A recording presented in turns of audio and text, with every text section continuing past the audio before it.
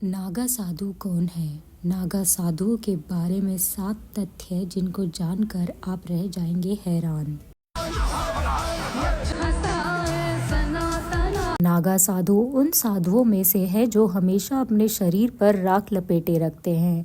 माना जाता है उनके बालों की लंबाई उनके शरीर के बराबर होती है। नागा साधु हमेशा से ही चर्चा का विषय रहे हैं। इन्होंने आध्यात्मिक ज्ञान प्राप्ति के लिए अपना सब कुछ पीछे छोड़ दिया और अपना जीवन फिर से शुरू किया। नागा साधु मंदिरों के रक्षक होते हैं जो अपना जीवन धर्म के लिए समर्पित करते हैं, और इसीलिए आज हम नागा साधुओं के बारे में 7 ऐसे तथ्य जानेंगे जिनको जानकर हम सब हैरान रह जाएंगे। नागा साधुओं की पहचान करना बहुत सरल है। उनकी पहचान है कि वे कोई भी कपड़े नहीं पहनते हैं और नग्न रहना उनकी पहचान का हिस्सा है। कपड़ों का त्याग करना भौतिक दुनिया को त्यागने का एक तरीका है जो भौतिक दुनिया में मनुष्य के लिए अत्यंत महत्वपूर्ण और प्रिय है। खुद को ठंड, हवा या गर्मी से बचाने के लिए वे अपने पूरे शरीर पर भस्म लगाते हैं जो मूल रूप से राख है, जिसे पवित्र और शुद्ध माना जाता है। माना जाता है कि नागा साधु बनने में 10 साल से भी ज्यादा का समय लगता है। नागा साधु बनना कोई खेल कूद का विषय नहीं है, बल्कि यह एक कठिन चुनौतीपूर्ण यात्रा है जो लोगों से उनके जीवन के कई साल तक ले लेती है। ज्यादातर लोग कहते हैं और मानते हैं कि नागा साधु बनने में कम से कम 10 साल से ज्यादा का समय लगता है, और ये 10 साल ब्रह्मचर्य, ध्यान और तपस्या में बिताए जाते हैं।